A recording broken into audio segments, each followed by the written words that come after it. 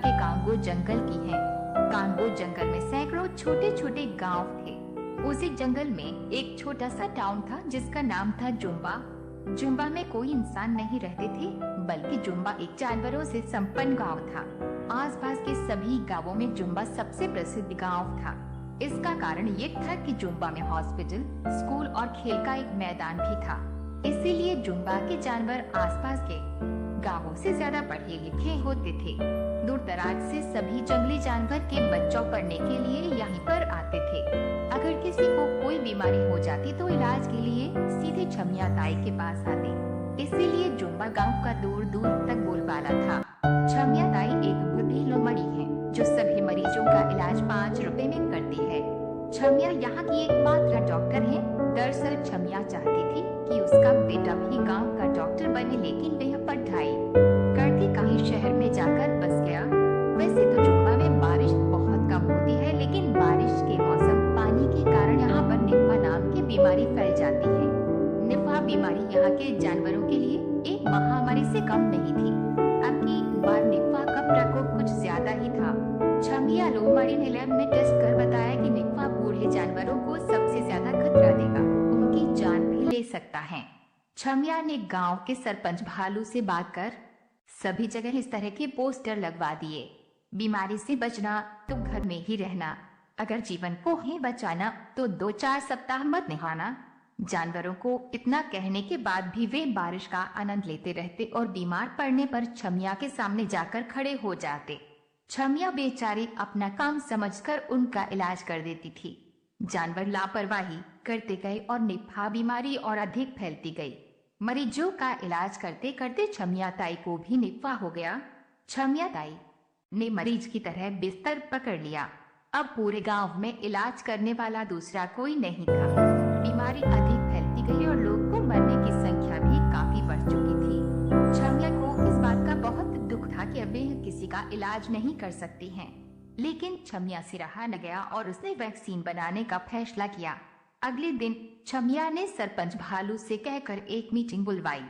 छमिया ने कहा कि मैं बहुत जल्दी इस बीमारी की वैक्सीन बनाने वाले हूँ, लेकिन मुझको इसके परीक्षण के लिए 3 जानवरों की जरूरत पड़ेगी। क्या आप में से कोई 3 जानवर तैयार हैं? और याद रखें कि इसमें आपकी जान को खतरा भी हो सकता है, लेकिन अगर एक बार हमारा टेस्ट सफल हो गया तो फिर हमारे लाखों जानवरों को इस बीमारी से बचाया जा सकता है। सभी जानवर एक दूसरे का मुंह देखने लगे और कोई राजी नहीं हुआ। छमिया को बुरा लगा, लेकिन उसने ठान लिया है कि वह जानवरों को इस तरह मरने नहीं देगी। छमिया ने तय किया है कि सबसे पहले वे खुद पर ही इस वैक्सीन को आजमाएगी। छमिया गुप्त तरीके से 5 दिनों तक जंगल में घूमती रही और जड़ी बूटियों को इकट्ठी करती रही।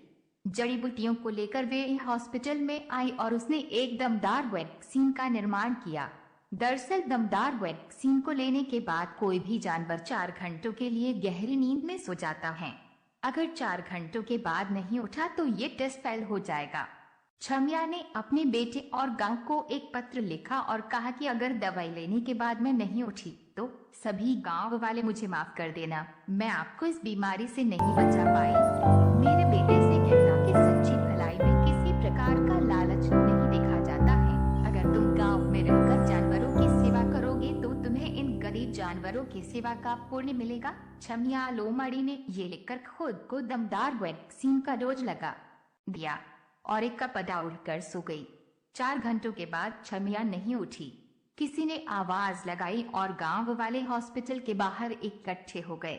सरपंच ने सभी को पत्र सुनाया। सभी गांव वाले रोने लगे और छमिया को याद करने लगे। सरपंच ने तुरंत छमिया के बेटे को बुलाया।